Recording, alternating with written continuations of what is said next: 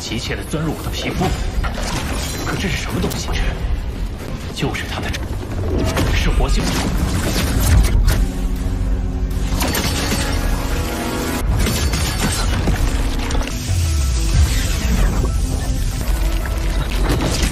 正和那金属板有关。看来果冰焰以后就叫冰甲了。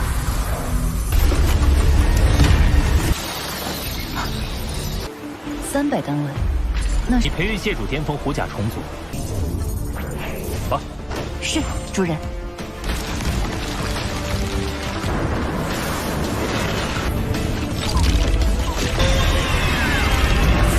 100万界主军团的开始。Halo kalian semua, selamat datang di channel Donghua Master. Bagaimana kabar kalian semua? Mimin harap kalian semua baik-baik saja. Dan pada video kali ini kita akan melanjutkan alur cerita dari serial Donghua Soulstar episode ke-166. Dan sebelum kita masuk ke cerita terbaru, mari kita sedikit mengingat cerita sebelumnya, yang dimana pada cerita sebelumnya Lo Feng berhadapan melawan sang Dewa Api, yang pada akhirnya sang Dewa Api tersebut memutuskan untuk meledakkan tubuhnya sendiri karena sudah tidak memiliki banyak waktu untuk bertarung melawan Lo Feng. Yang ledakan tersebut setara dengan ledakan supernova mengakibatkan banyak mayat serangga Zerg yang juga hancur akibat ledakan itu, yang memberikan Wulong Star kerugian sampai 10 juta logam campuran. Dan setelah itu pun Lo Feng diadili oleh Yanzu karena Lo Feng yang telah dituduh merekayasa penyerangan dari sang Dewa Api dan mencoba untuk mencuri barang yang berada di Wulong Star mereka, dan itu merupakan isi cerita pada cerita sebelumnya. Kalau gitu pun sekarang langsung saja kita masuk ke bagian cerita terbaru. Cerita ini berlanjut dengan diperlihatkan Yanzu yang mencoba untuk melihat ingatan Lo Feng.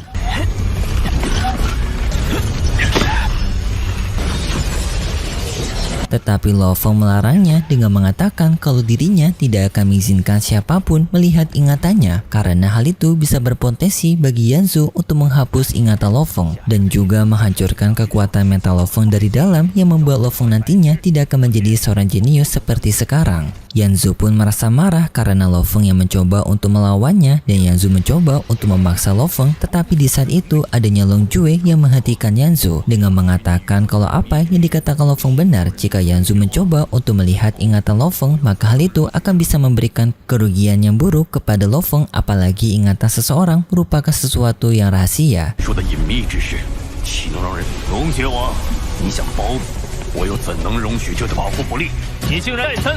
Dan di sana juga Lo Feng langsung mengancam kepada Yanzu bahwasanya ia akan melaporkan tindakan Yanzu yang mencoba untuk membuat dirinya bersalah atas kasus yang bahkan tidak ia lakukan, yang dimana Lo Feng mengancam kepada Yanzu kalau ia akan melaporkan hal ini kepada gurunya yaitu Master Truyan dan juga Master 9 Pedang sekaligus pemimpin dari Istana Tianxi. Mendengar hal itu membuat Yanzu kaget karena tak menyangka Lo Feng mengenali Master 9 Pedang dan juga pemimpin Istana Tianxi. Walaupun Yanzu sedikit tertekan dengan ancaman Lo Feng barusan, tetapi Yanzu tetap menahan Lo Feng, yaitu dengan ia yang mengikat Lo Feng dan tidak boleh Lo Feng pergi meninggalkan tempat ini, sedangkan Yanzu akan mencoba untuk pergi ke tempat dari kejadian perkara untuk melakukan penyelidikan di sana.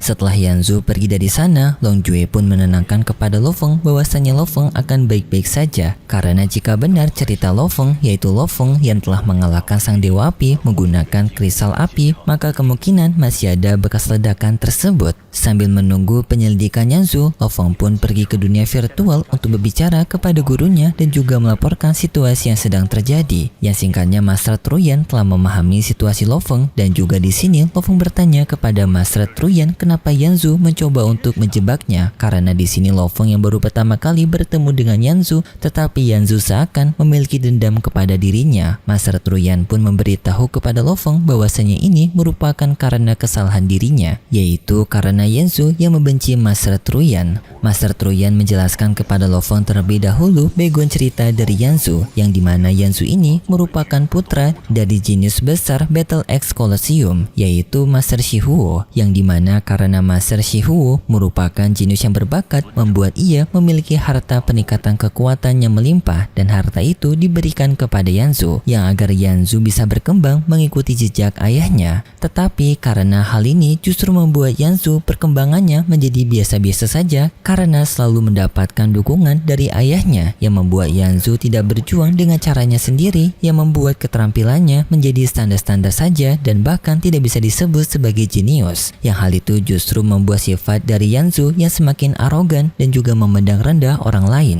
Dan di saat adanya orang yang dapat melampaui kejeniusan dari Yanzu seperti Master Truyan dulunya, Yanzu ini langsung mencoba untuk menantang Master Truyan. Tetapi dari semua tantangan duel tersebut, Yanzu ternyata tidak pernah mengalahkan Master Truyan, mengakibatkan dendam dari Yanzu semakin besar kepada Truyan. Tetapi Yanzu tidak bisa untuk melakukan apa-apa kepada Truyan yang pada akhirnya Yanzu pun memutuskan untuk mengalihkan dendamnya kepada muridnya Truyan yaitu Lo Feng. Tetapi di sini Master Truyan menenangkan kepada Lo Feng bahwasanya virtual company mereka akan melindungi Lo Feng.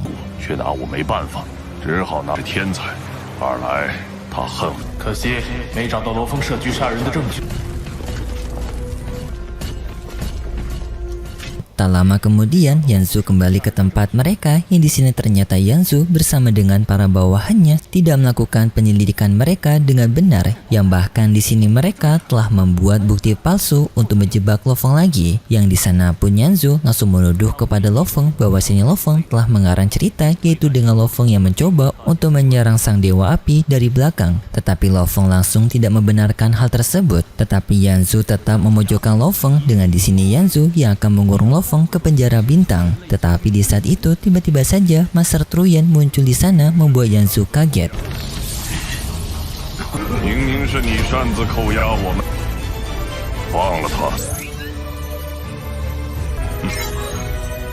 Yang di sini Master Truyan ingin membebaskan Lo Feng atas perintah dari suruhan virtual company mereka yaitu Master Yomo yang melalui sebuah surat yang telah dituliskan oleh Master Yomo untuk Yanzu. Yang surat itu berisikan pengancaman kepada Yanzu yang dimana Yanzu harus membebaskan Lo Feng karena Yanzu sendiri yang tidak bisa membuktikan kalau Lo Feng yang benar-benar bersalah. Yang di sana juga Master Truyan merendahkan Yanzu karena selama pertarungan mereka dulu Yanzu sering kalah dengan dirinya, bahkan sampai dihukum oleh ayahnya Yanzu karena Yanzu yang telah mengecewakan. Karena di sini Yanzu yang telah merasa malu dan tidak bisa menjebak Lo Feng akibat backingan dari Master Yomo sebelumnya, Yanzu pun pada akhirnya memutuskan untuk pergi dari sana. Sayangnya di sini Master Yomo tidak ditunjukkan bagaimana versi dari Donghuanya cuy, hanya berbentuk surat saja yang berasal dari Master Yomo. Kemudian pun kita berpindah kepada Yanzu yang kini tampak ia kesal karena telah gagal menjebak Lo Feng, dan di sini Yanzu pun memiliki ide untuk balas dendam kepada Lo Feng yaitu dengan akan menghancurkan planet buminya Lo Feng.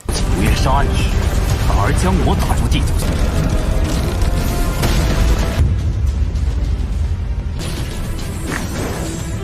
dengan menyuruh kepada bawahannya untuk menaruh bahan peledak ke planet bumi agar planet tersebut hancur. Berpindah kepada Lo Feng, di sini Lo Feng telah mendapatkan 300 unit dari serangga Zerg yang intinya 30 juta maya serangga Zerg yang digabungkan dengan kompensasi dari bintang Star Wulong yaitu akibat penyerangan dari Dewa Api sebelumnya. Yang di sini juga Long Jue memberitahu kepada Lo Feng bahwasanya pihak dari virtual company mereka telah melakukan penyelidikan untuk mencari tahu dari mana mata-mata yang telah menyerang Lo Feng sebelumnya. Dan sambil menunggu penyelidikan tersebut, Lo Feng pun akan mencoba untuk melakukan penjelajahan di tempat dari gunung sampah untuk mencari harta karun bersama dengan dua pengawalnya Long Jue yang kali ini keamanannya Lo Feng akan diperketat dengan Lo Feng yang akan diawasi oleh kamera pengawas untuk mencegah adanya penyerangan sebelumnya terjadi lagi. Lalu Lo Feng pun pergi menggunakan pesawat milik dari Long Jue untuk melakukan penjelajahan ke gunung sampah yang sambil perjalanan tersebut Lo Feng pun memutuskan untuk pergi ke dunia internalnya untuk melakukan pembentukan dari pasukan serangga Zerg-nya.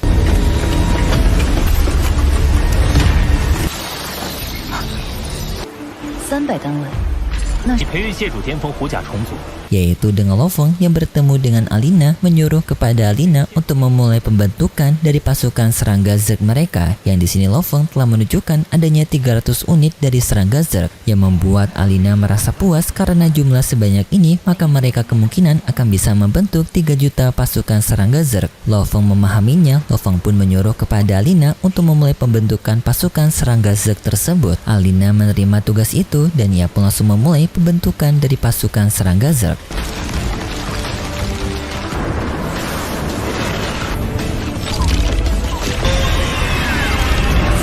百万介入军团的开始。 Singkatnya, Alina telah berhasil membentuk satu pasukan serangga Zerg, yaitu serangga pasukan lapis baja. Hal ini pun membuat Lo Feng merasa puas karena dengan adanya pasukan serangga Zerg ini, Lo Feng akan bisa membuat pertahanannya semakin kuat di planet bumi mereka. Tetapi tak lama kemudian, Lo Feng tiba-tiba saja merasakan adanya sesuatu energi yang memanggil dirinya, yang Lo Feng pun seketika menyuruh kepada pihak pesawat untuk berhenti. Yang di sini membuat Lo Feng menjadi penasaran dan menyuruh kepada pihak pesawat untuk mengantarkan dirinya ke gelombang energi yang memanggil Lo Feng. Yang perasaan ini begitu aneh Lo Feng rasakan karena Lo Feng merasakan perasaan ini seperti sedang membakar dirinya dari dalam. Singkat cerita, Lo Feng pun telah menemukan lokasi yang telah memanggil dirinya. Tetapi dua penjaga dari Star Wulong tanpa mereka berdua yang sudah sangat kelelahan karena mereka yang telah melakukan perjalanan panjang. Lo Feng pun tidak mempermasalahkan mereka, yang di sana Lo Feng memperbolehkan kepada mereka untuk beristirahat dan Lo Feng akan pergi melakukan penjelajahannya sendiri. Lo Feng pun mencoba untuk mencari tahu dari mana gelombang kekuatan yang memanggil dirinya, dan di sana Lo Feng menemukan adanya sebuah cairan berwarna hitam yang mencoba untuk mendekati Lo Feng, tetapi Lo Feng dengan segera melindungi dirinya dengan Rota Rebing Cloud, yaitu dengan Lo Feng yang membuat pelindungan. 我的好像要急切地钻入我的皮肤，可这是什么东西？就是它的，是活性。 Tak disangka cairan hitam tersebut memiliki kekuatan yang sangat kuat untuk mencoba menerobos masuk ke dalam Rota Rebing Cloud dan mendekati Lo Feng. Lo Feng merasakan kalau cairan hitam ini entah mengapa ingin mencoba untuk bergabung bersamanya. Yang di sini Lo Feng pun sadar hal ini karena Lo Feng sebelumnya yang telah memahami sebuah logam yang waktu itu telah ditemukan oleh Shu Xin, yang membuat tubuhnya Lo Feng seperti logam yang dapat memanggil logam lainnya. Babata menyadari kalau cairan hitam ini bukanlah sebuah logam biasa, melainkan sebuah logam eksotis yang berasal dari era peperangan kuno. Dan di sini pun Babata menyarankan kepada Lo Feng untuk membiarkan cairan hitam itu bergabung bersama Lo Feng karena Babata yakin cairan hitam ini akan menjadi paduan yang pas untuk Lo Feng. Lo Feng memahaminya dan setuju dengan Babata, dan sebelum Lo Feng bergabung dengan cairan hitam itu, Lo Feng menyimpan inti kekuatannya ke dalam tubuh klan Mo Xia sebagai jaga-jaga jika logam hitam ini akan berbahaya kepada inti kekuatannya. Setelah itu Lo Feng membiarkan cairan hitam tersebut masuk ke dalam tubuh Lo Feng, yang di sini cairan itu tidak hanya masuk ke dalam tubuh Lo Feng tetapi juga menyatu dengan sel tubuh Lo Feng, yang membuat Lo Feng di sini merasakan kalau kekuatannya meningkat berkat bergabung bersama dengan cairan hitam ini. Membuat Lo Feng pun semakin tertarik dan mencoba untuk mengumpulkan cairan hitam dengan jumlah yang lebih banyak lagi. Singkatnya, Lo Feng telah mengumpulkan banyak cairan hitam, yang juga Lo Feng menemukan adanya cairan silver yang memiliki kekuatan lebih kuat daripada cairan hitam. Dan singkatnya, setelah Lo Feng mengumpulkan dengan jumlah yang cukup banyak, Lo Feng pun menggabungkan semua cairan logam tersebut ke dalam tubuhnya, yang seketika hal ini memberikan peningkatan kekuatan kepada Lo Feng dan juga armor baru, yang dimana armor ini merupakan armor yang telah kita tunggu-tunggu cuy, yaitu armor bersayap, yang ternyata itu bukan berasal dari Rota Rebing Cloud, tetapi ternyata memang berasal dari armor baru yang berasal dari logam baru. 这和那金属板有关，看来果冰焰石以后就叫冰甲了。 Semakin kita dibuat penasaran bagaimana kekuatan dari armor barunya Lo Feng, dan kita akan menyaksikannya di episode selanjutnya di minggu depan besok. Kalau gitu pun terima kasih buat kalian semua yang sudah menonton video ini sampai akhir. Jika kalian suka dengan video kali ini, bisa beri like serta subscribe, dan sampai jumpa di video selanjutnya. See ya!